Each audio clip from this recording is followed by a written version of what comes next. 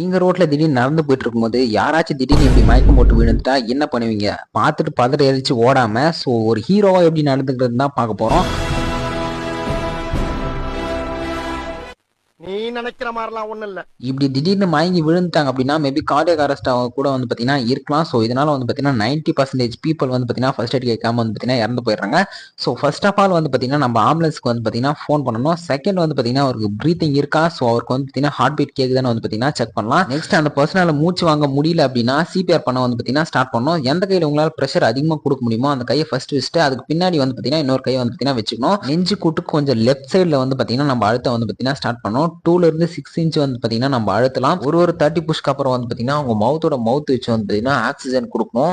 So இது வந்து பார்த்தீங்கன்னா 5 வந்து பார்த்தீங்கன்னா கால்குலேட் பண்ணிக்கணும். ஸோ ஆம்புலன்ஸ் வர வரைக்கும் வந்து பார்த்தீங்கன்னா இதை வந்து பார்த்தீங்கன்னா கண்டினியூ பண்ணணும். அப்படின்னா ஒரு உயிரை வந்து பார்த்தீங்கன்னா நம்மளால ரெஸ்கியூ பண்ண முடியும்.